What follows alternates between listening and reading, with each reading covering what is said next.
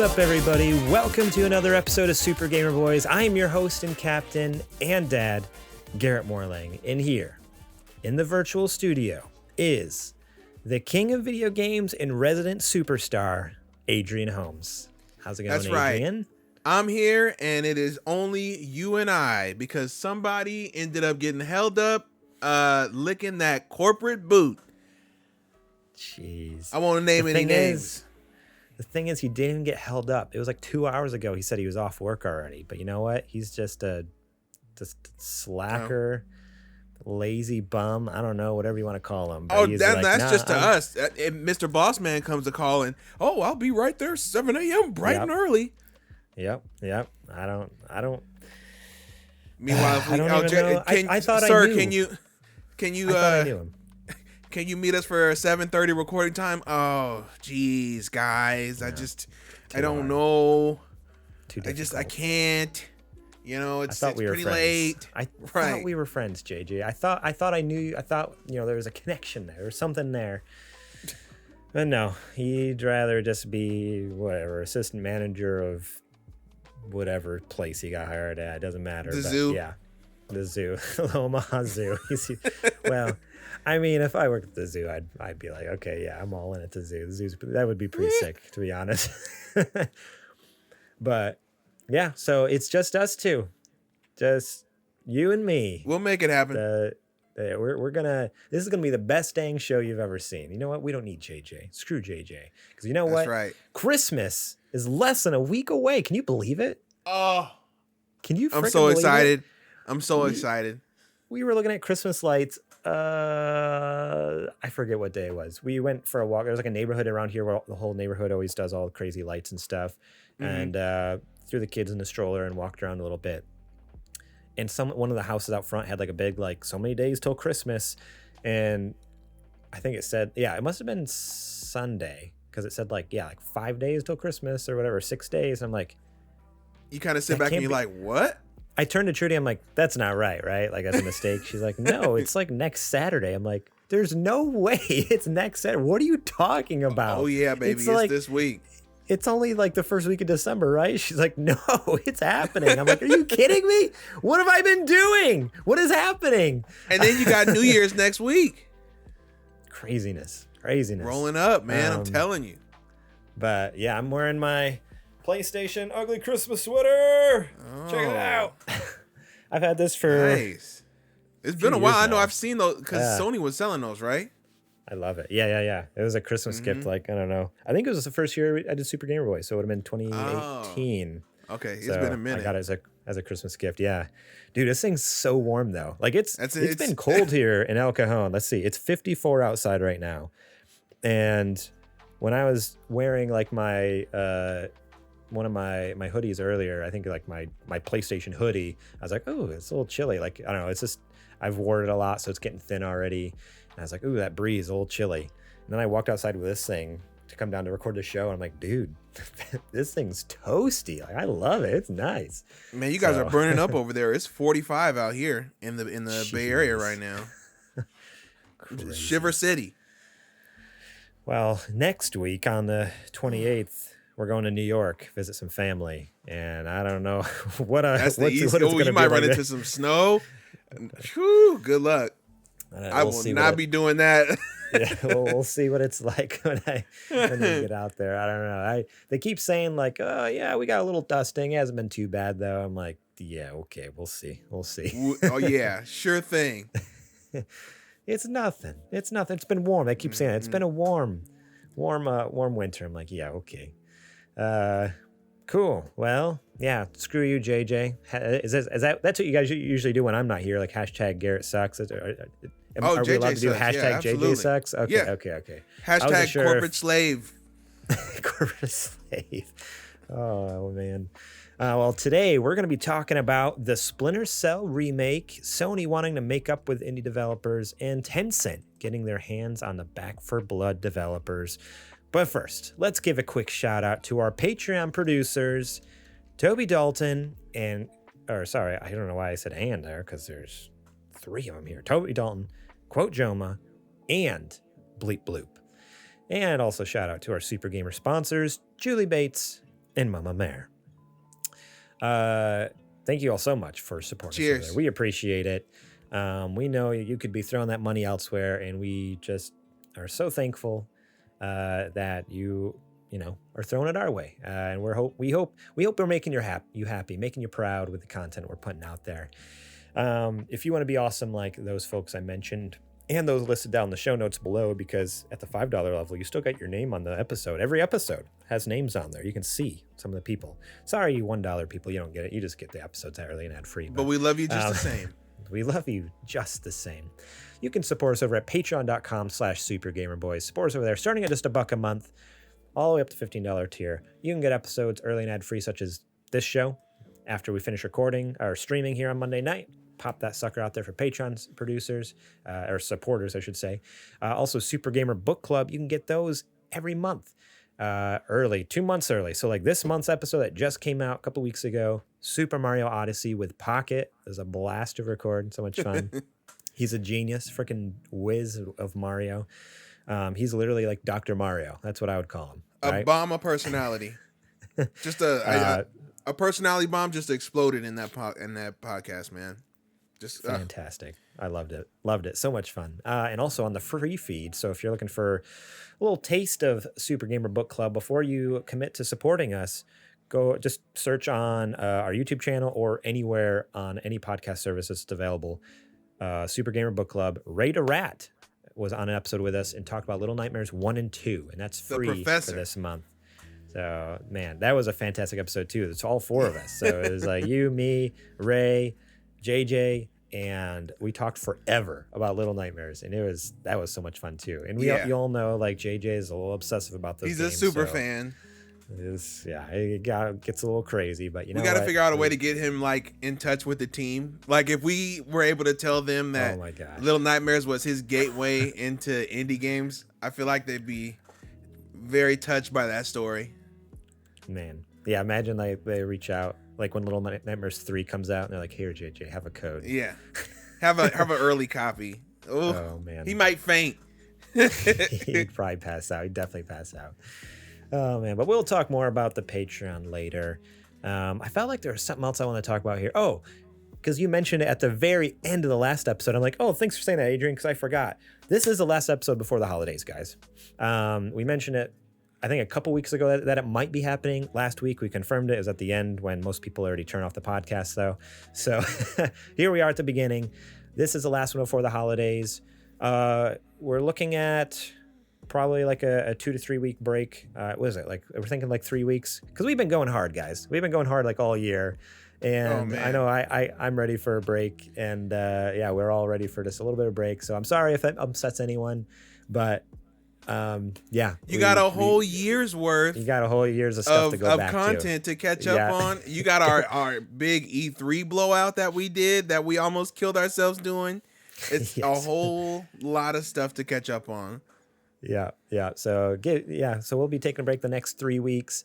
I'm gonna try to get out at least some of your Super Indie Boy segments. I think instead of doing a big super cut, actually kind of like piecemealing them out as like episode 1, episode 2, like the little 5-minute episodes. And that way there's, just a little more content for people to kind of eat up and keep coming out for people.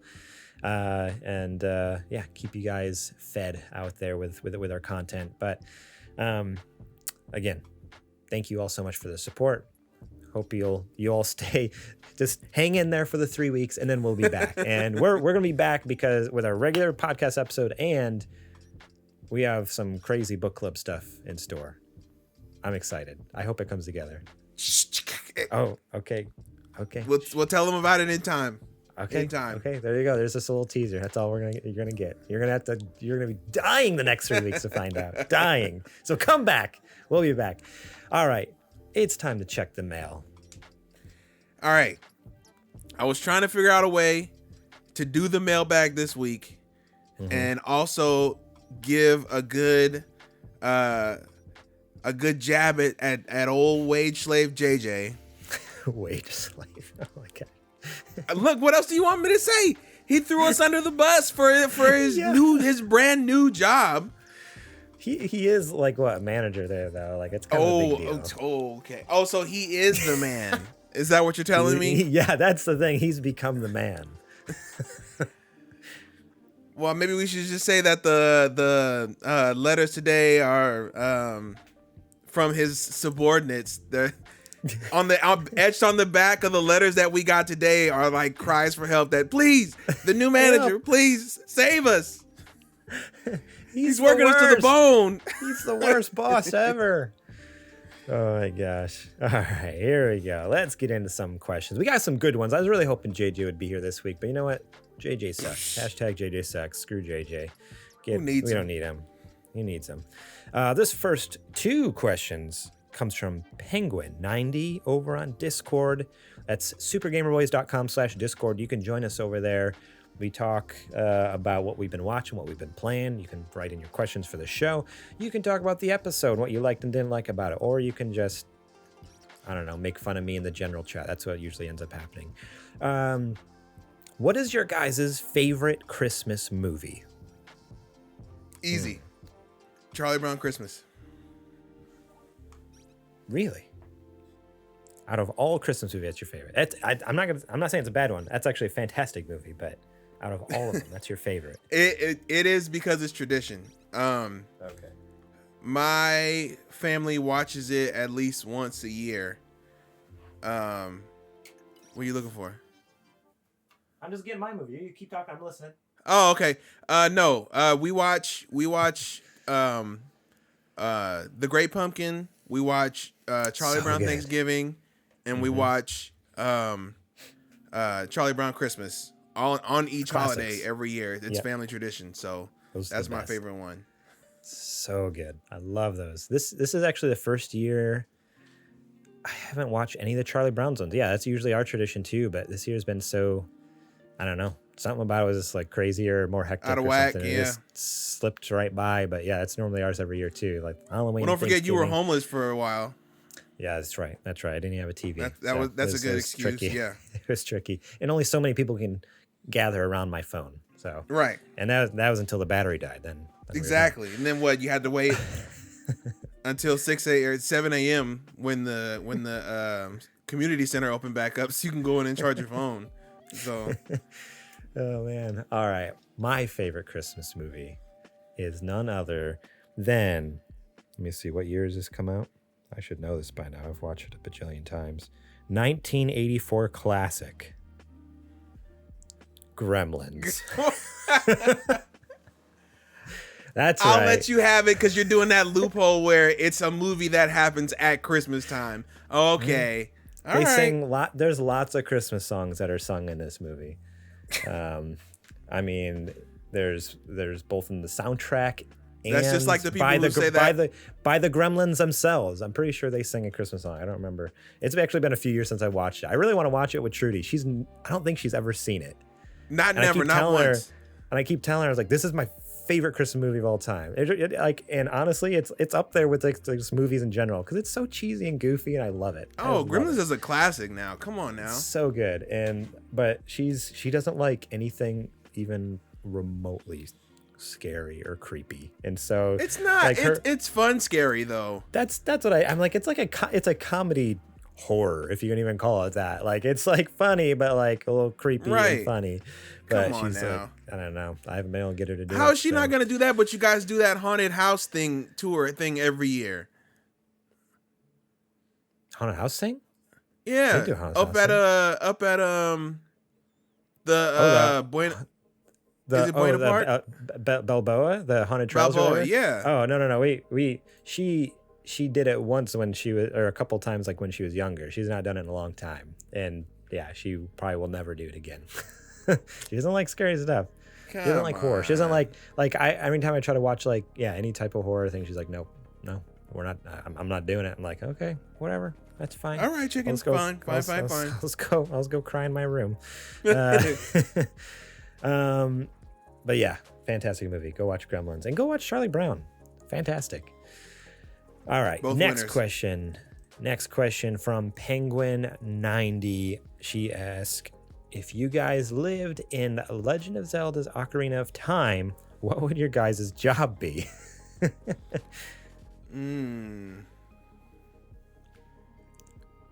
Probably the windmill guy. I feel like I'd be him. Okay. I don't know. It just seems pretty chill. Like once you get the windmill started, you don't really have to, Right. There's no muscle in keeping it going. Yeah. Right. The momentum is going after that. You just have to make sure that it keeps going. It's a pretty easy gig. It might wear your shoulders a little bit, but hey. And you work by yourself too, so you don't have to worry about anybody bothering you. There's always great music at the windmill too. They have the best music. That's true. I think I would work at, was it Lon Lon Ranch? That would be milking cows. I'd be doing. It's milking cows all day. I think that's. You better be glad JJ's not here, because I'm sure he would have had a joke for you right there. He would have had a zinger ready to go for you. I want him to listen to this and then be yelling at the radio in the car. Oh my God! Darren, oh my God!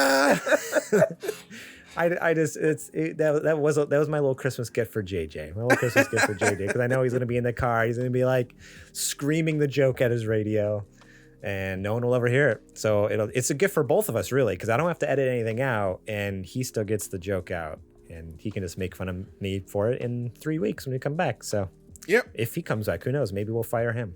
That's true. Bye. Hey, you know what? See ya. You don't. You got someone else. Okay, whatever. You're podcast homeless now. Podcast homeless. Oh man.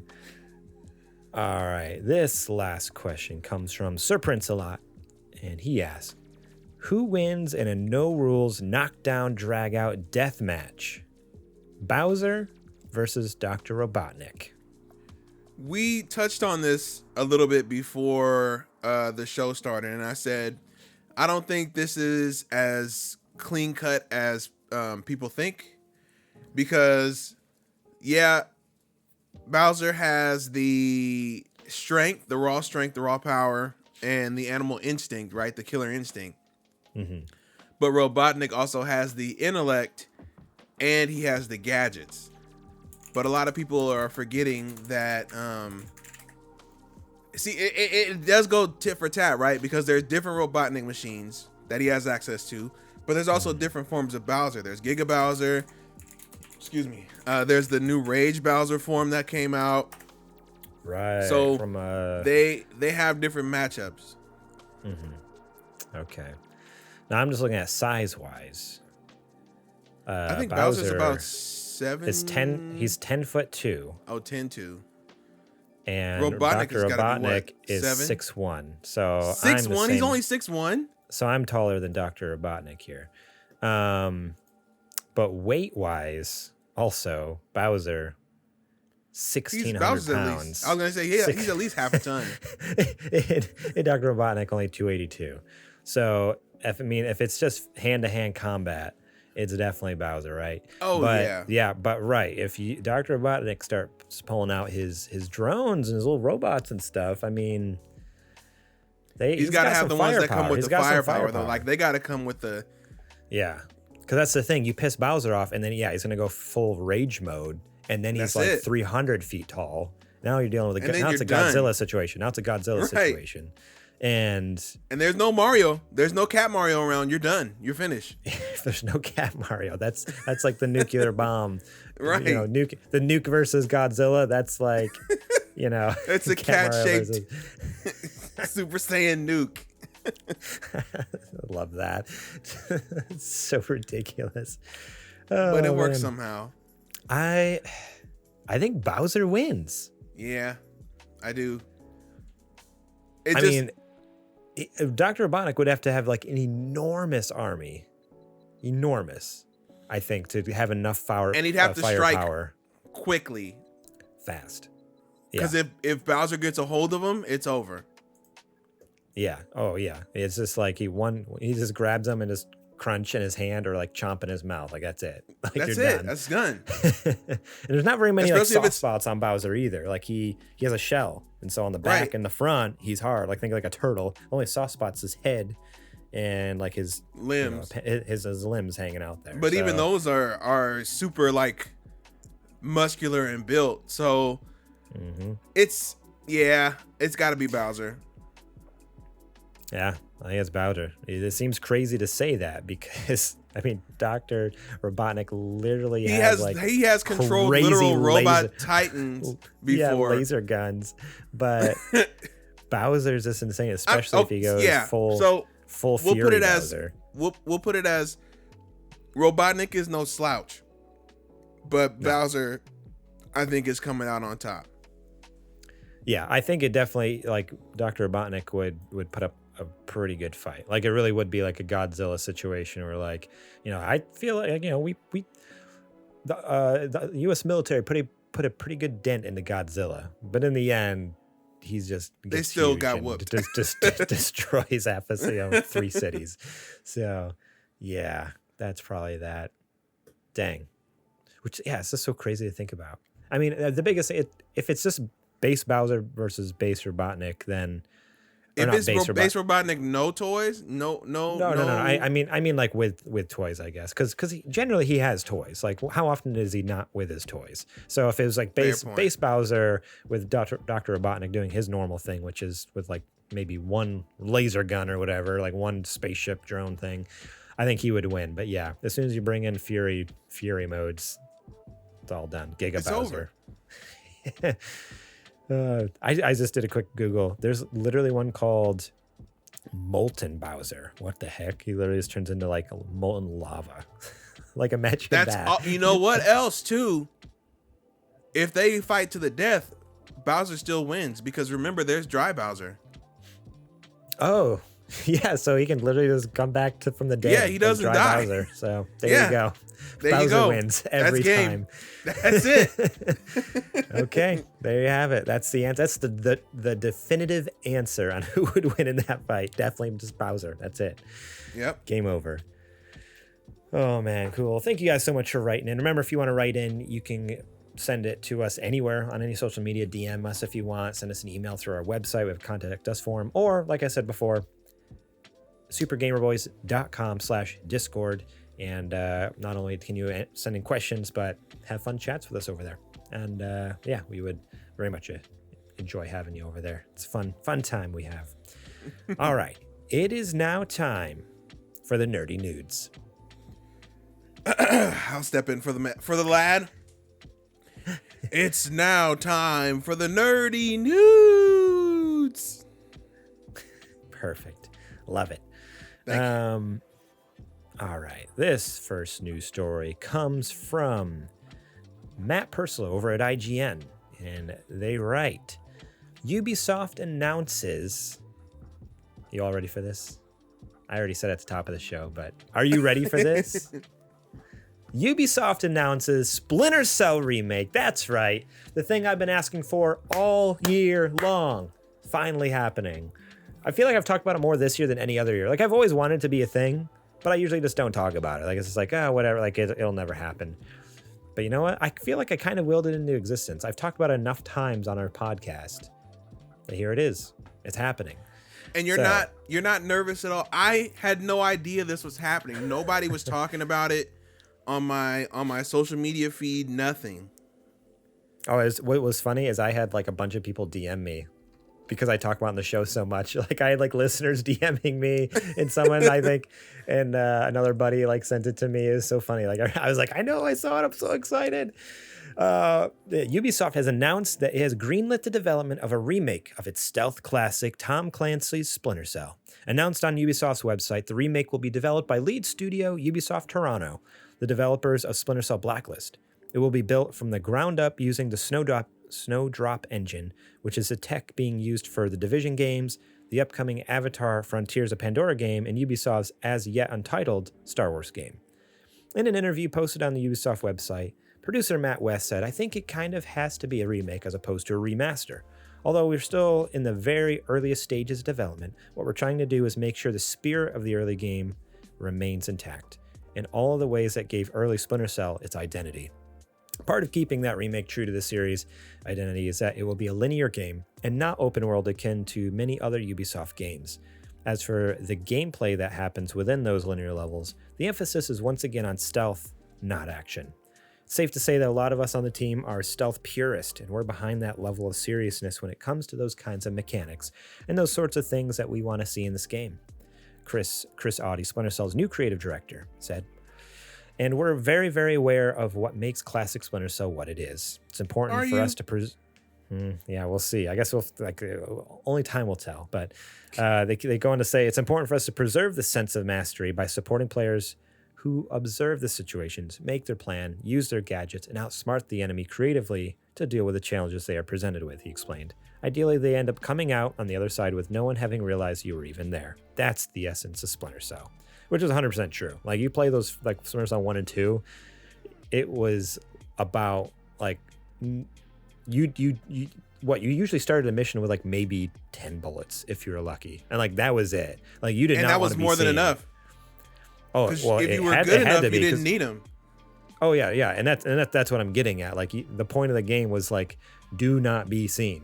Because even if one person sees you, sometimes 10 bullets isn't enough. Like, that's the other thing. It was so hard to aim in that game. Sometimes you go through 10 bullets on one guy, and you're like, I just started the mission. I better just restart the whole mission. You know what I'll never forget about Splinter Cell? As far as, like, it's how technically far ahead it was.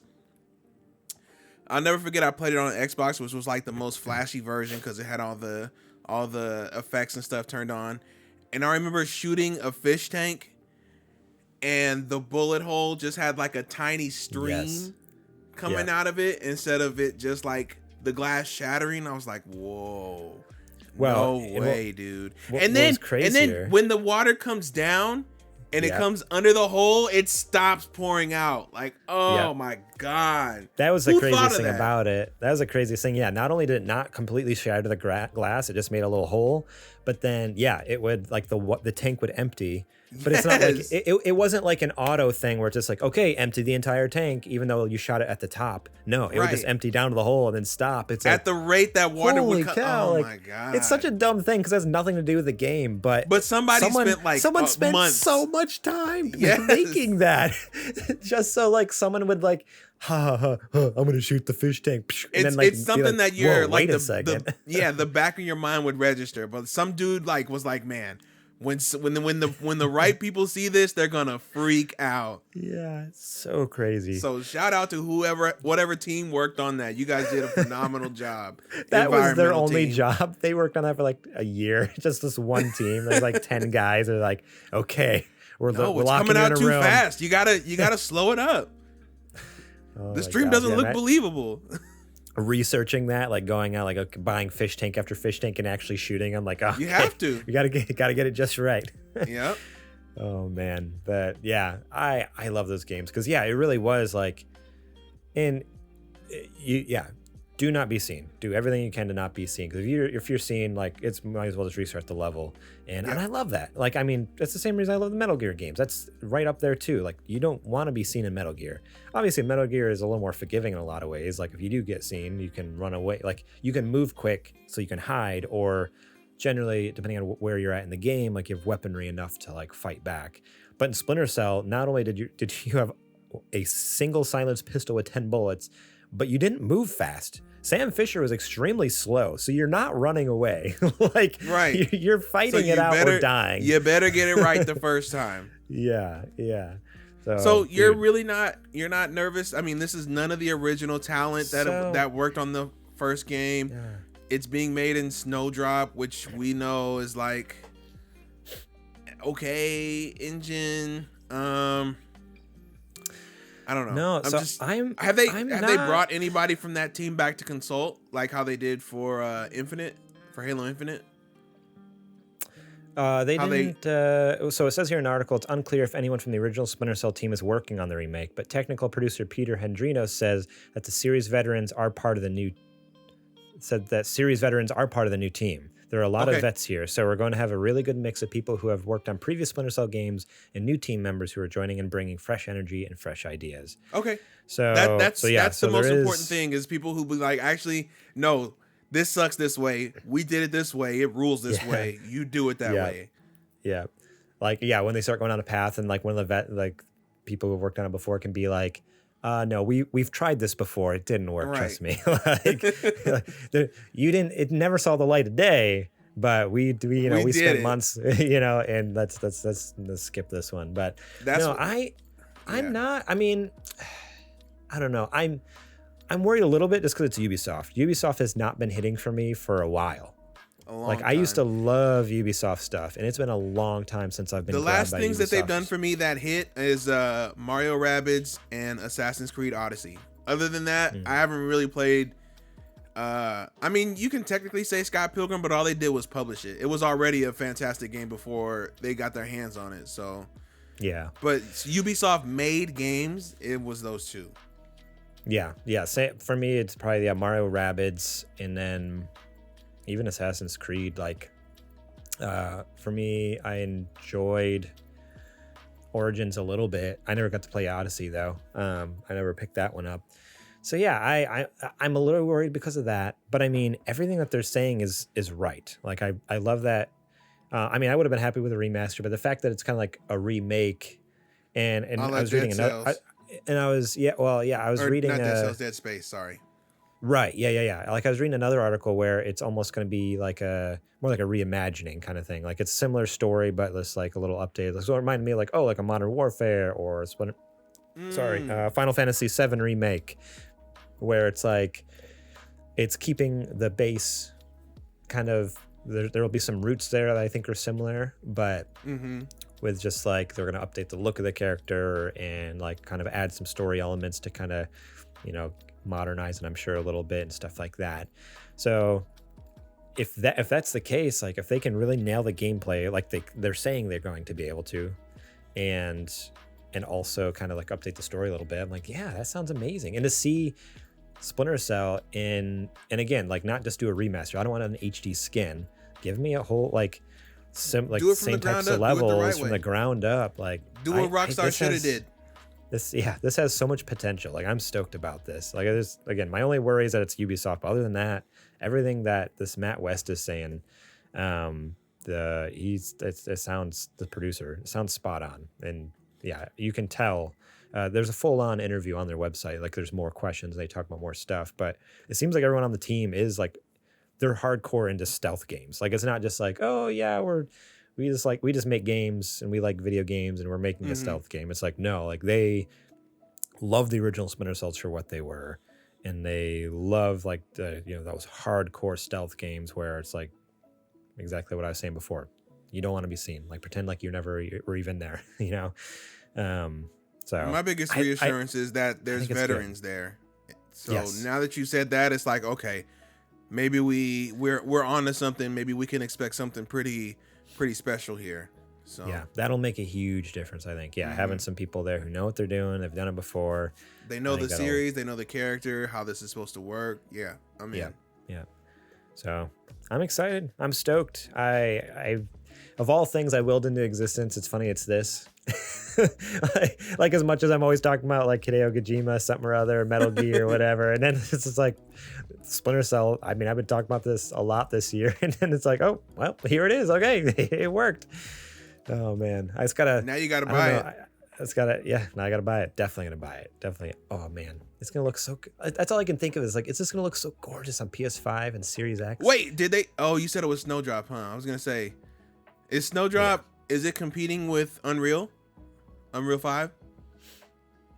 I don't know that for sure. I haven't compared them. I'm not sure. Because I'm just thinking about an Unreal 5 Splinter Cell, and man. I still have not fired up the Matrix demo on the PS5, but you saying bringing up Unreal 5 just now, I think as soon as we're done with this episode, I'm firing it up. I'm turning it on. That Matrix demo is what I expected every game on Series X and PS5 to be like, really? As far as fidelity goes. Yeah, when I thought, the way that they were hyping these up, these systems like, they're like 4 times more powerful than the last gen. It's like, oh, okay, let's see what they got. This is what I imagine. At least this level of graphical fidelity. You'll see. That's awesome. I'll leave it there. Yeah.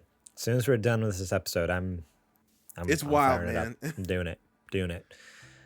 All right, let's get into this next news story.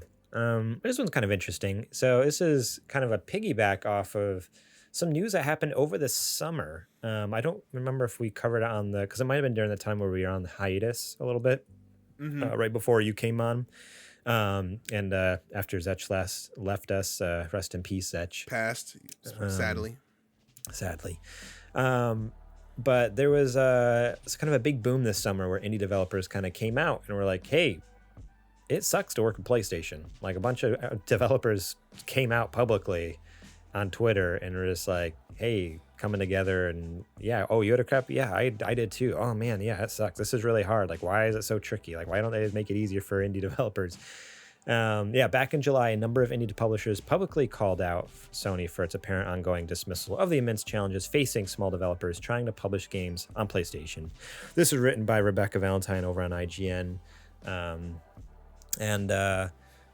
It's a long article. We're definitely not going to read the whole thing, but I just wanted to hit some points here because I think it's interesting. This roller coaster that Sony has with indie developers. So looking back at our conversations with these publishers at the time, a number of key issues were brought to light. Sony, indie publishers, and developers said had overly complex tools and forms, unclear processes, and poor communications with its indie partners when it came to getting answers, guidance, or issues resolved. They also expressed that while discoverability was an industry-wide issue, Sony was at best indifferent or at worst actively adversarial to these struggles, making PlayStation a very challenging platform for indie game sales. What's more, it sounds like the vocal indies who spoke up in July were not alone in feeling this way. IGN has obtained a copy of a document entitled 2021 Global Partner Survey Results, which was sent out to a number of Sony's partners, publishers, and developers as a follow-up to a survey that was conducted sometime prior. The findings document is short, only 3 pages long, and does not specifically mention the public complaints from the past summer, but it does identify 3 target areas for continued improvement based on the results of the survey, all of which directly correspond to issues that indie publishers brought up on social media and in articles. So, basically there's talk. So, again, I'm not going to read this whole article. It's big, and you should go check it out by Rebecca Valentine. It's a good one. She actually did some good investigative and follow-up, reporting here. But after viewing the document, IGN followed up with some of the indies they spoke with over the summer. They wanted to get back in touch with them, and they share here. So this is Akuparas Games CEO David Logan. Said that they were obviously crushed at the news, and it was clear that the account manager at Sony had been working hard for a long time to push through a lot of the ideas the developers flagged in our initial discussions. After the articles, that seemed to give a huge boost to initiatives that had already been planning, because rapidly after Sony started rolling out a bunch of big changes. So they've had solid communication. I guess apparently it used to take 9 months for support tickets to be resolved. Like, imagine that, like having an issue and 9 months later, all of a sudden getting a response from Sony like, hey, you still have that issue? You want us to help you? It's like, at that point, it's like, no, like, it's done. The game already shipped, dude. The game's shipped, and sales have tanked, and we're never gonna, no one's ever gonna find us. Now it's apparently down to about 5 days, on average 5 days, but most responses come within 24 to 48 hours. So that's great. That's fantastic. They hired a bunch more people so they can actually handle the volume of calls they're getting and emails and stuff like that. But communication was definitely the big thing. The second thing was discoverability. And so apparently that's still kind of not great. But some of the developers, like the one I was mentioning before, Logan there, he said that they've actually been more often asked now to become a part of PlayStation sales. Like, that was a big thing before, where PlayStation reached out when they have a sale happen on PlayStation Network, on the PlayStation Store. It's not up to the games to decide if they're going on sale or not. PlayStation will send them an invitation, and they either say yes or no, basically. And in the past, indie games just wouldn't get hit up at all, hardly. Where now they're like, oh, we're getting asked all the time now. We still would love to just be able to go on sale when we want to go on sale and do a discount, which blows my mind that you can't do that. Like, imagine if you're just like, hey, I want to do a discount on my game, and Sony's like, no, sorry, only if we tell you. Want to do that. Yeah, only so that they. What are you talking about, you maniac? Yeah, so that's still how they work, how they run.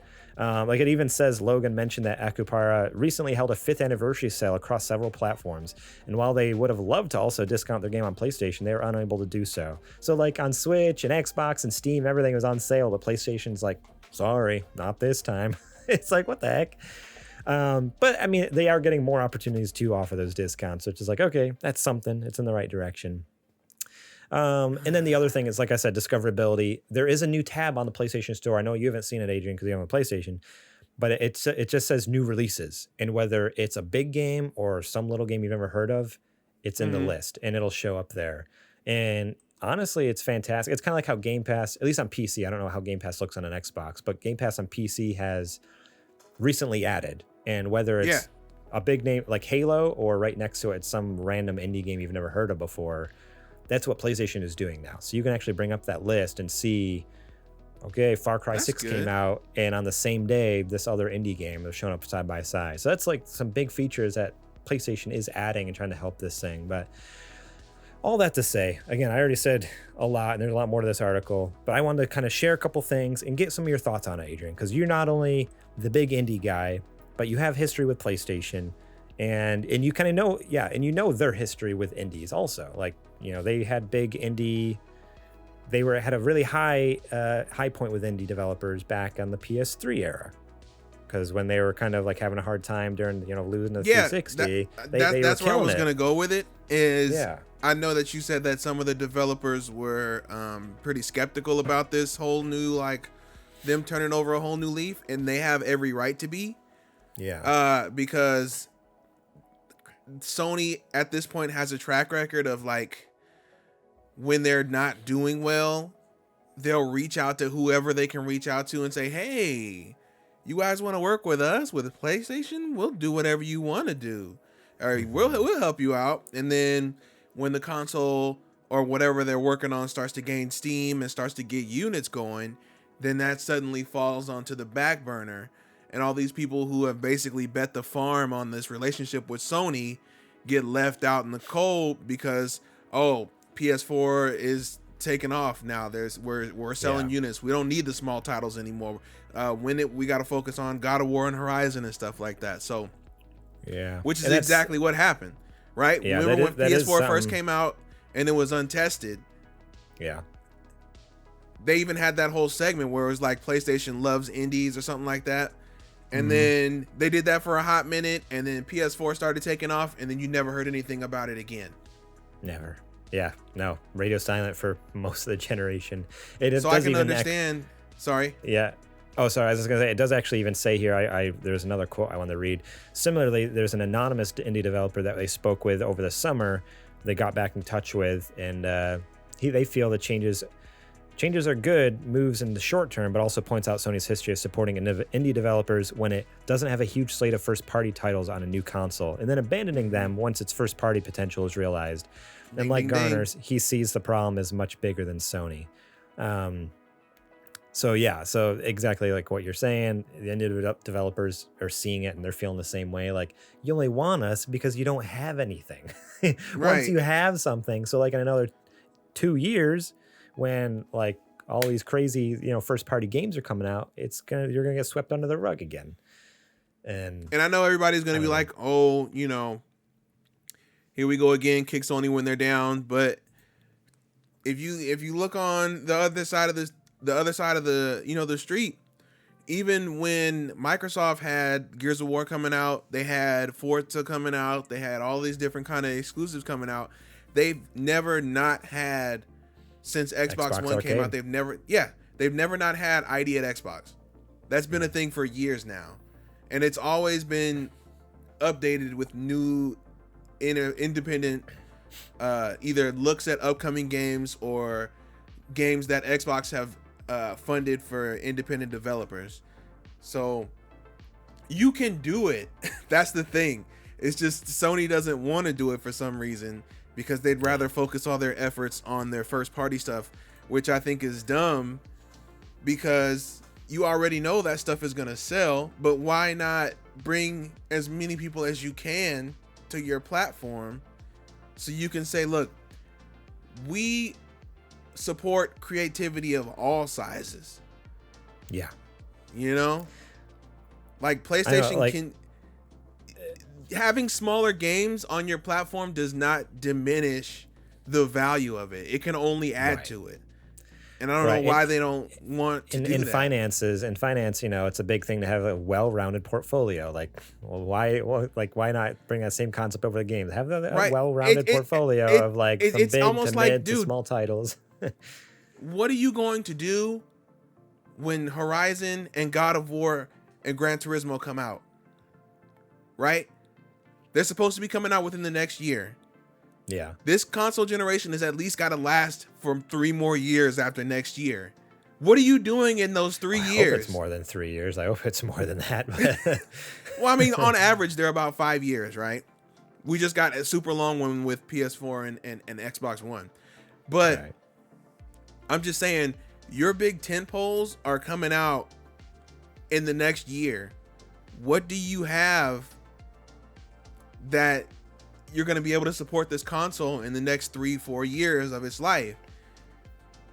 That's what you should be building the relationships with. Yeah. And showing that, hey, these other titles, even if we're not directly funding them, are just as important and deserve just as much of a marquee space as the Horizons, as the God of Wars, as the Gran Turismos, the hard hit, the quote unquote, showstoppers, blockbuster games.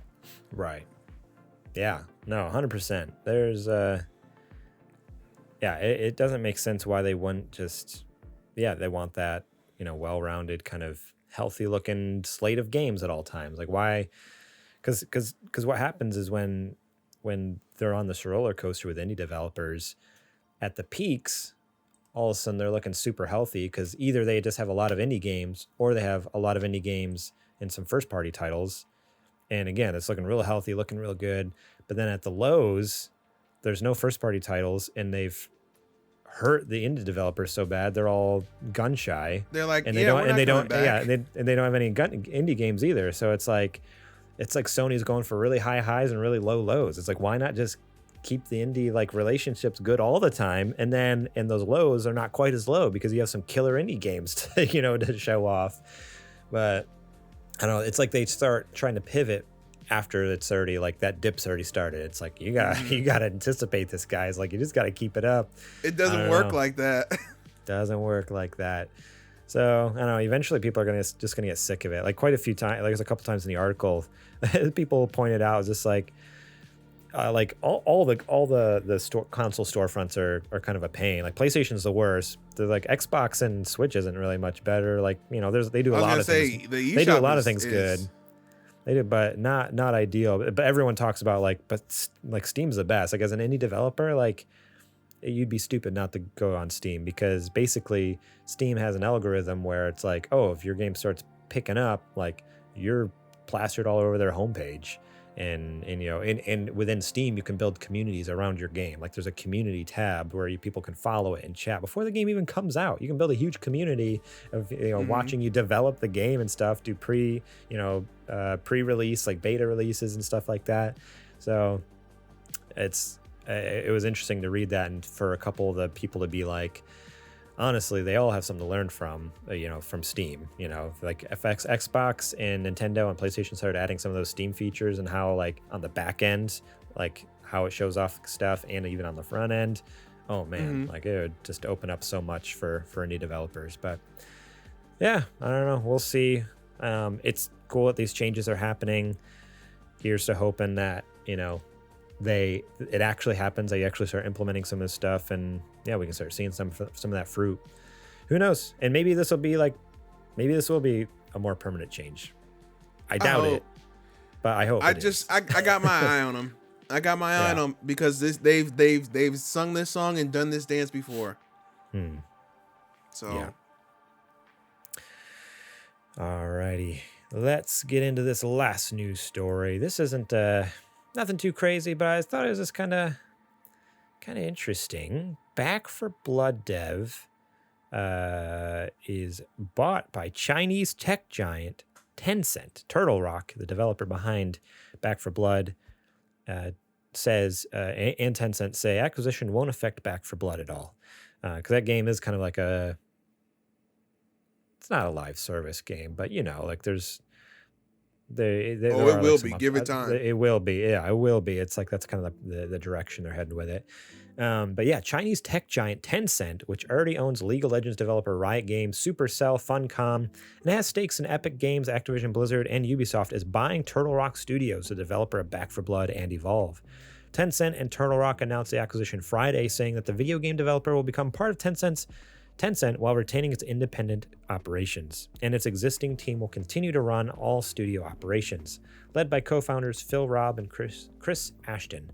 Turtle Rock's acquisition by Tencent will have no effect on Back 4 Blood, the Left 4 Dead spiritual sequel that launched in October. Turtle Rock is just the latest in a quickly growing list of gaming investments that Tencent has made outside of China. Just this year, Tencent has acquired or made majority investments in Don't Starve and Griftlands developer Clay Entertainment, Spec Ops The Line and the Cycle developer Jaeger, Sumo Group, home to Sumo Digital, developer of Sackboy, Big Adventure, and Hood Outlaws and Legends, Warhammer Vermintide developer Fat Shark, Wake Up Interactive, the parent company of Ninjala developer Soleil, and Devil's Third developer Valhalla Game Studios. So Tencent has also invested... that Wii U game.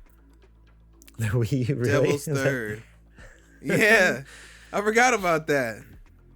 Tencent has also invested smaller amounts in Don't Nod Entertainment, Bohemia Interactive, Remedy Entertainment, Bloober Team, From Software, and Spike Chunsoft parent company Kadokawa this year. So basically, all that to say, the Tencent has their hands in pretty much every game that you're probably playing now. Like, that's what it seems like.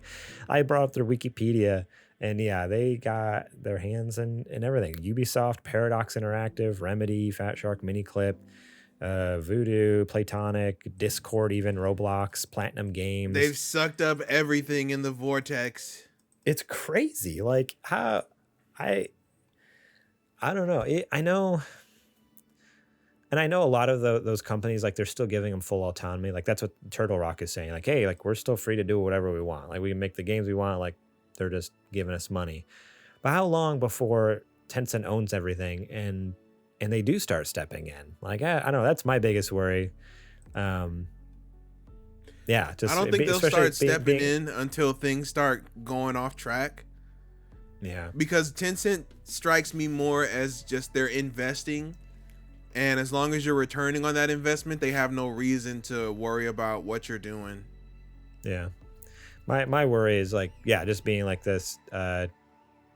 Chinese company and stuff like that. Like, we've seen some weird things happen in the past with, what was it? Like censorship or what you could put in? Yeah, like censorship, or even like during like the Overwatch or what, like championship, like esports, where like people weren't allowed to talk about like the crazy stuff going on in Hong Kong and stuff like that. And like all sorts of like, weird, crazy things because of, how censored and locked down the Chinese government is. That's my thought, is like, okay, they get their hands on all these games, and next thing you know, like, are we going to be getting like communist propaganda into like, and like like crazy censorship stuff in our games? Like, what is, like, you can't say this, you can't talk about that. I feel like as long as you're bringing in a return on their investment, they don't really care what you do. Yeah, I think they're more loyal to their money than worrying about if it's offending. Yeah, their home country. The home country, and let me tell you, they definitely love the money because they have the money. Holy cow! Oh yeah, I can imagine. I wonder what they're worth. Like, I can only imagine like what that company's worth. It's got to be billions. They don't just do video games either. Like, they have television to cinema, comics, music, video streaming, e-commerce, medical. Like, Tencent owns kind of everything. How does that work? How do you own everything? Let's see. It's interesting on Wikipedia here. It has some number. I don't know where they got these from, but their total equity is $118.73 billion. That was in 2020. Good grief. Yeah, they're worth a pretty penny. They're worth a little bit. Just a hair. Crazy. But yeah, so apparently though, like like the censorship and weird, like, stuff connected with the Chinese government, like that's a worry, but also like just like another worry by a lot of the players is like, how is this going to affect Back 4 Blood? And according to this article, just to put you all your minds at ease, it's not going to affect it apparently. So any, like, I assume that means any DLC plans they had, any like level packs, whatever, should still be on track, which is cool. I mean, at least they have money now. Like if they really truly get full autonomy and can just make what they want. I don't think they were hurting in the first place. That's amazing. No, I don't think they were too. But I mean, when you're backed by Tencent, you know for sure you'll never be hurting either. Yeah. Like, true. They weren't hurting, but now they're really not hurting, you know? You know? But I guess, like I said, time will tell. We'll see if, you know, things progress here. I am excited for more Back 4 Blood stuff. I was going to say, fingers crossed that it works out for them. Really enjoyed that game. It was a lot of fun. So I'm excited to see like new characters, new levels added, stuff like that. But we will see. All right. It is now time for Super Indie Boys with Adrian. Oh. It's about that time, you say? It's that time. All righty. Well, let's go ahead and get to it. Ladies and gentlemen, welcome to a Analogue this week version of Super Indie Boys. I've got a crisp 4 short but sweet titles I picked for you. The first is been playing this one on Vita a little bit, believe it or not. It's I don't know if you've heard of it, Garrett. It's called Scourgebringer. I feel like I've heard the name, maybe. It is a roguelike. I don't know if I would call it necessarily it's not a dungeon crawler. It's more of a platformer. You play as like a chosen one warrior of your race. Yeah. And you're going through these different areas, and you have a sword, and you get different weapons and power-ups along the way. The combat is fast and fluid.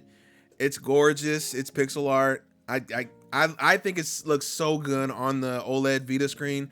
I wish I could tell you how it looked on an OLED Switch screen, but yeah, I still am on the lookout for one. But I can definitely, especially on Vita, I can for sure recommend it. It's a blast.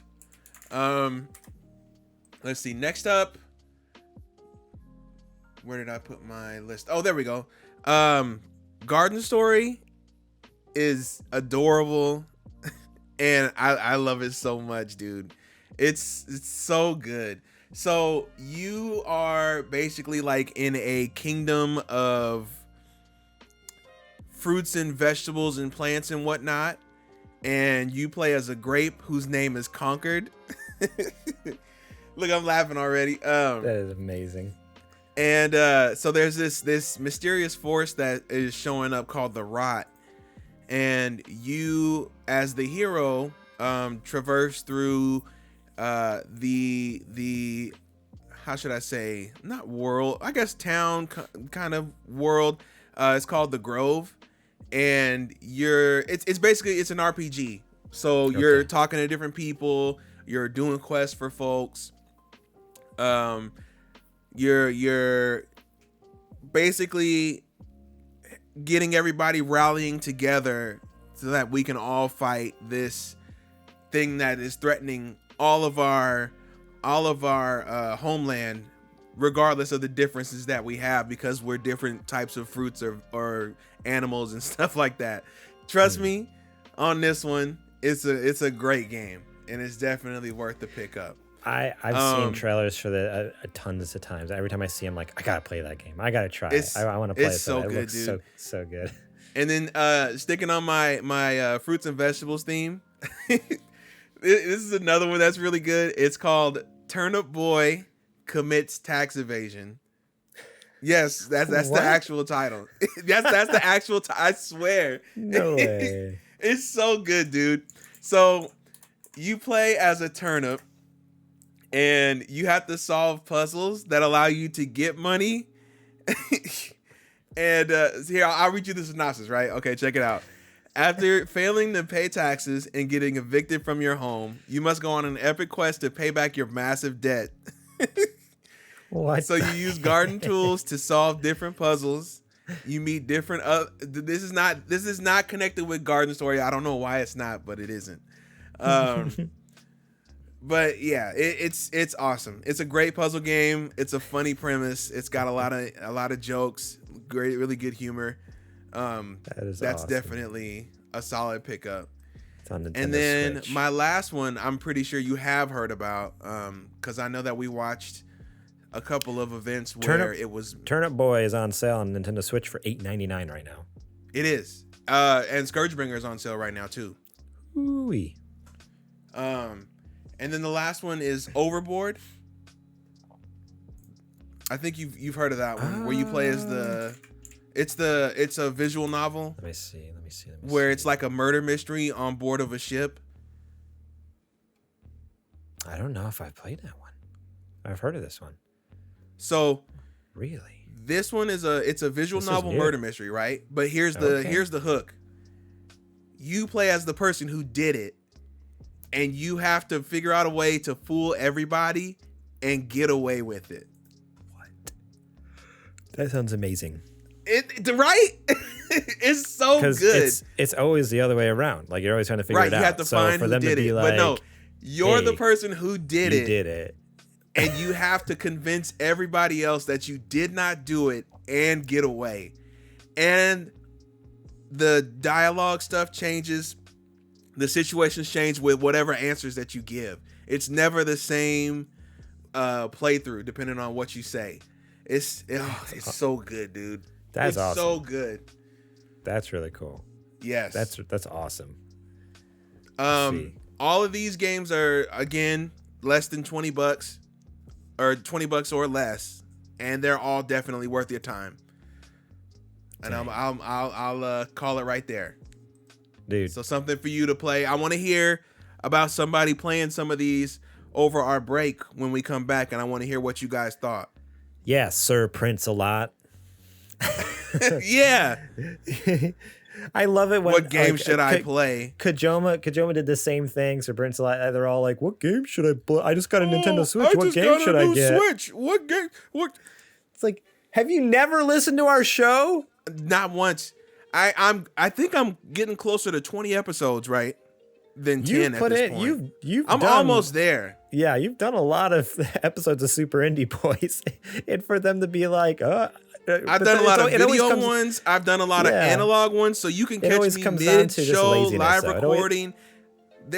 Don't say I've never given you anything. He's yeah.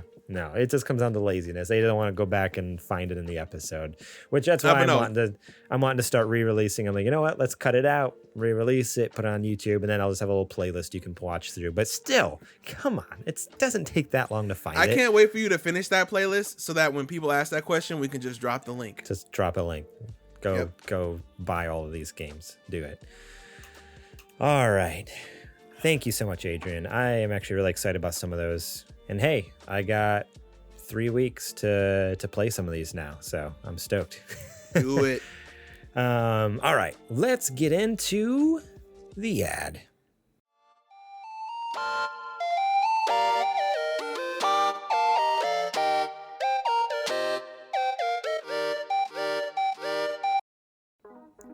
This is the part of the show where I tell you to go to patreon.com/supergamerboy, support us over there, and help us out. Help us make cool stuff. For just $1 a month, you get episodes early and ad-free, such as this one, as well as the book club. You get those 2 months early, and again, ad-free.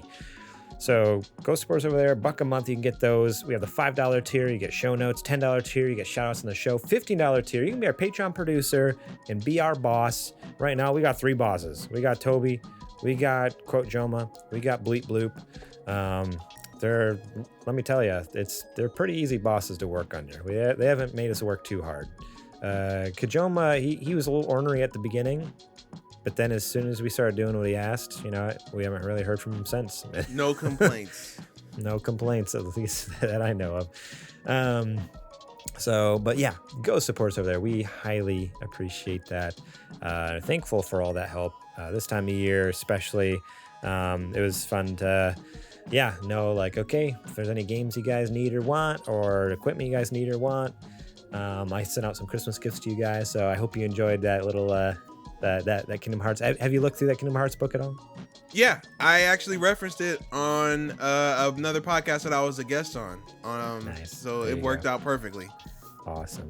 So so thank you guys all so much for supporting us. It allows us to just make content easier for you guys and more fun. So you can also follow us here over on Twitch. It's free to follow, and you can subscribe for, it's either $5, or if you don't want to throw $5 away, let me tell you this. If you have Amazon Prime, that means you can link it to your Twitch account. You have Twitch Prime, which means you get a free sub every month. Costs you $0, and we get $5 still. So go ahead and throw that our way if you could.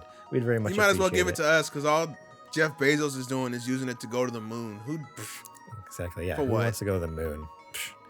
There's this Transformers up there. It'll probably come back and kill us or something. So go over to twitch.tv/TheSuperGamerBoys. Follow us there for free. And then remember, follow us. It's always free. That's just the way, so you know when we go live. Follow us there, please. We're almost at 200 followers on Twitch, which is awesome. And throw that free sub our way. We'd appreciate it. All right, let's get back to the show.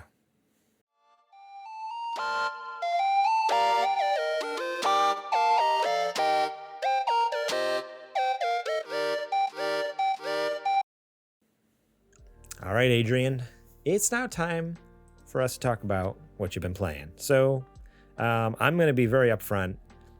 I actually haven't played a single video game this last week. What? Who are you, JJ? I haven't touched anything. I mentioned the Discord, but no, I get it, man. It's been a wild week. Yeah. Oh, I mentioned. I guess it was last week's episode. Like last Monday was my first day at my new job, and dude, like I am absolutely. So the game I've been playing the game of life. My new job is awesome. I'm loving my new job so much. Hey, like I love to hear it, man. I don't think I've ever enjoyed a job I had until now. I'm like, this is so much fun. Like, this is a blast. So yeah, but at the same time, absolutely exhausting. Like just starting a new thing. Like I think once I figure it out, it'll, be a little better, become just like second nature. But right now it's just so much learning. At the end of the day, I'm just like, I just want to watch a show. Like I'm ready to go to bed. It's like 8:30 and I'm like, my eyes are closing. So hopefully, again, in the next few weeks here with Christmas coming up and New Year's, holidays, we'll be traveling. I'm going to be in New York in a couple weeks, or next week. Some downtime with family, playing some games. And I'm excited. My buddy was just like, he just beat Halo Infinite. I have a friend of mine beat Halo Infinite, and he was just... He didn't 100% it. There's no way. I'm sure he didn't 100% it, but he's like, spoiler-free review. He's like, oh my gosh, one of the best, like amazing campaigns, such a good story. Boss battles were incredible. I'm like, dude, like I literally played it the first week it came out. I haven't touched it since. And like I haven't been able to touch it since. I put a good chunk in it. Like that weekend, I played like Friday night, Saturday, and Sunday, but I haven't been able to touch it. It's not because it's bad. It's the exact opposite. No. It's a fantastic game. I've had so much going on. Yeah, dude. Like Halo Infinite. You just started a job. I think I started a new job 2 weeks before you. A couple weeks ago. Yeah. Yeah. So it's busy for all of us here. That's why we need this 3-week break. There's been a lot of changes here in our lives and on the show. I need to sit down and play some stuff for a little bit. Just need a break. So yeah, I haven't played anything other than just the good old game of life. No, dude, that was awesome to hear that you love your job so much. That's a blessing, man. Not a lot of people get to say that. A lot of people just get up and they go to work and they got to do what they got to do. But to love what you're doing, not a lot of people can say that. Yeah, I mean, obviously, time will tell. Who knows? Maybe in like another month, I'll be like, this job sucks. Like, obviously, there's always like that kind of like honeymoon period. But yeah, but I don't know. Like, this is the first job I've ever had that's like, I can use a creative side that I have, which is so different. It's always been, every job I've had has been very physical. Like whether it's like, okay, I'm doing construction. Okay, I'm a school bus driver. Okay, I'm working on a car lot, washing and detailing cars. Like, whatever, doing pest control. So this is my first job as like, oh, like not only like I get to use the other side of my brain where I can actually like be creative and just have fun. And the 2 guys I work with are awesome. So yeah, I don't know. We'll see. Again, maybe in a month it'll be a different story. But right now, just in a month, if I do complain, just point me back to this episode. Be like, Garrett, go listen to that episode, and maybe you said it ruled. What happened? Set me straight. It'll set me straight a little bit. For me, it's been a very light week, kind of like how you were. Thank goodness for portable consoles, because I have not had a chance to really sit down. It has been a lot of Battlefront 2, believe it or not. I don't know what it is about PSP Battlefront 2, dude. It's so addicting.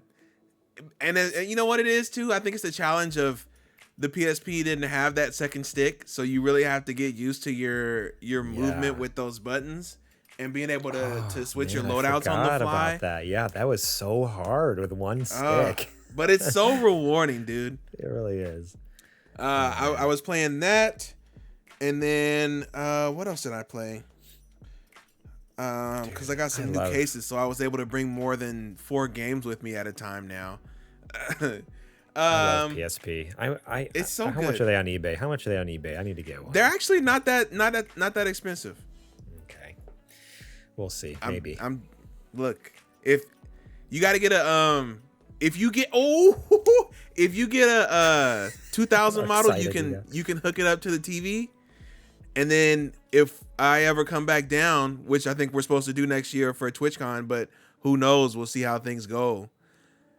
We can do some wireless LAN stuff, and you can stream that. What? You can stream your screen. Okay. I'm just throwing that out there. Okay. We can look. As soon as we get done, I'm telling you, we can look online and see how much. I mean, I'm looking right now. We're not even done. $84. I can buy it now. It's not even an auction. Buy it now. Sony PSP 2000 with charger and memory card. Tested works. Import $84. Free shipping. There it is. What am I doing with my life? Why don't I have a freaking PSP? It's $80. That's as much as a game, basically. I gotta have a freaking PSP again. Oh my gosh! And it comes with a memory card. There you go. Okay. Well, thanks for that, Adrian. My wife's gonna be so happy now. You got to get her one too. Yeah. I've been playing Ridge Racer. Oh, dude. A PSP classic. That's a game. It's a wonder how they made that game that good on PSP. I've been just juggling between, because you're able to get a race in, and then you could put it back down, and then when I have a lot of time, I've been doing Liberty City Stories. Oh, okay. That's the like the spinoff, right? Yeah. Okay. It's a spinoff, but it's the size of those PS2 games, which is incredible. Like, when I have a good chunk of time, I'll be playing that for like 2 hours at a time. And I feel like I'll barely make a dent because it's just that much stuff in that game to do. Like, they really went out of their way to make it. This is a portable version of the full PS2 game. And it definitely shows. So it's been a this recent time has been a really PSP centric time for me. And I'm not mad about it at all. I know what you're thinking. I have a giant Switch backlog. Halo Infinite is out. What are you doing? I'm enjoying life, man. Yeah, I mean, I'm not thinking that because I'm in the same boat as you. Like, there's all these games, and I'm not even playing any. You're at least playing games. Like, they may be old games, but you're playing games. I'm not even playing games. I've just been like sitting around and you know what I've been doing though? I will just throw this out there real quick. I've been watching Arcane on Netflix. A buddy of mine shared his. Never mind. But I've been watching Netflix. You've been watching Arcane on Netflix. I've been watching Arcane on Netflix. That show is so freaking good. Okay. Like, it's You're not the first I've heard. Way better than it has any right to be. So I already enjoy like the League of Legends kind of what little story and lore there was, there's not. I mean, when you play the game, it's just like fighting people. So there's the character backstories, but that's like secondary. It's one of the ones where you got to go look for the lore, like Overwatch. Yeah. So the characters are more just like character, like it's just like, oh, it's just, you know, a picture and you're fighting, you know, it happens to have some abilities and doesn't really matter why. But dude, Arcane is so good. Like, it has a really good story. Characters that just like suck you in. The villain, like, oh my gosh, I'm like, oh, what's gonna happen? Like, I don't know what's going on. And I love the little Easter eggs. So like, oh, here's another like champion from the game. Here's another champion. Here's like kind of, or like even just in the background. Like, it's not always a character that you interact with. Sometimes it's like sitting at a bar or something. You're like, oh man, you know.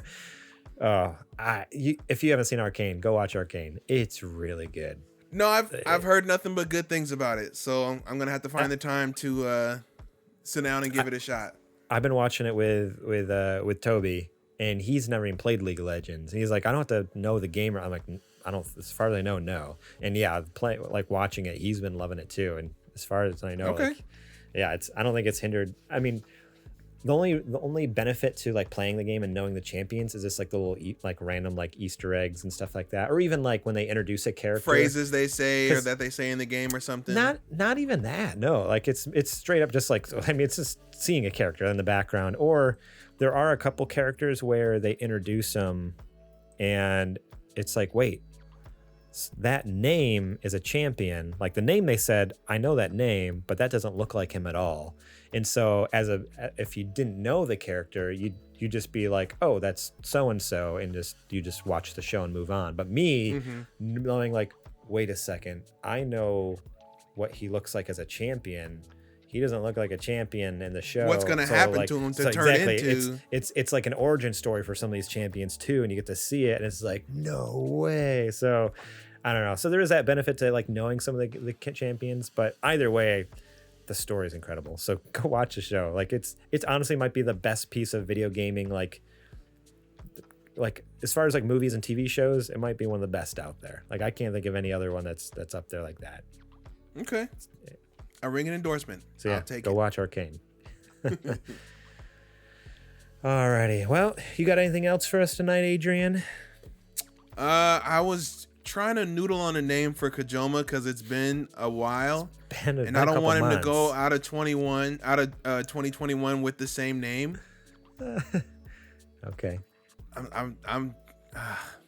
I'll have something before New Year's for him. Okay. Sounds good. Everyone else will hear it after we get back. I'll have to wait until then in suspense. All right. Well, thank you all so much for listening to our show. We very much appreciate each and every one of you. It's been an amazing year. 2021 has been an awesome year. I mean, every year has been awesome, honestly. For our show, for the podcast. There goes my camera. My camera just froze. That's fantastic timing. Mm-hmm. But we appreciate each and every one of you who listen, who watch, both on YouTube. No, I'm here. Can you hear me? Cool. Anyways, I was doing the outro here. Sorry about that, everyone. Yeah, every year has been killers for Super Gamer Boys. You guys have just helped us grow each and every year. 2018, 2019, 2020. We're going crazy and again in 2021. It's been a killer year. We appreciate each and every one of you who have shared it with friends, shared it on your social media. Hey, I'm listening to this, that, and the other thing. People who have shared it throughout their offices. Whatever you're doing. Thank you. Resulting in thousands of views on videos. Yeah, that's the most bizarre thing. Like this year has definitely been our biggest year. Like freaking your Playdate video has over 5,000 views on it. That's what I'm talking about. People sharing it throughout. Yeah, the Xbox E3 live reaction has like over 3,000 or 4,000 views on it. So thank you. Keep sharing the stuff, please. This is just blowing our mind, but we're hoping next year, 2022, will be even bigger for us. Just the beginning, man. If you want to support us in that, you can go over to patreon.com/supergamerboys. Again, help us hit that goal. We'll be launching a third show if we get $100 a month. Helps us buy games, buys equipment, whatever we need to kind of keep this show on the road and keep getting bigger and better. You can buy some sweet merch over at sgbstore.com. We have sweaters, we got mugs, we got stickers, all sorts of fun stuff. You can rate and review us over on iTunes, and Spotify just added that feature as well. So if you listen to us on Spotify, leave us a review. That helps us, especially now that they've added the feature. If you can get a big bump right there. So even if you don't listen to podcasts on Spotify, go find us over there. Leave us a review there. But Apple Podcasts, Spotify, those are the two big dogs. So if you have an iPhone or any Apple device, find us over there. Leave us a review, please. If we can get a big bump over this Christmas season and come back in with that, that might help us a lot. So go over to the Apple Podcast app, iTunes, review us there. Spotify, review us there. Very much appreciate that. And remember, you can find us over at on YouTube at youtube.com/SuperGamerBoys. You can subscribe to our channel there for free, and then you'll know when new videos go up over there. Find us during the week at supergamerboys.com, Twitter and Instagram at supergamerboys. I am on Twitter and Instagram at gmorlang. Adrian, where can they find you at? You can find me any and everywhere at Homeboy. All right. And, well, JJ's not here. Nope. Frickin'. We don't speak his name. Frickin' dork. Yeah, on behalf of all of us here at Super Gamer Boys, I just want to say again, thank you so much for all the love. Hope you all have a happy holidays, have a Merry Christmas, have a Happy New Year. Happy New Year! And we will catch you next year on the Flippity Flop. Woo! 2022! JJ's probably still gonna suck. Let's go! #JJ suck!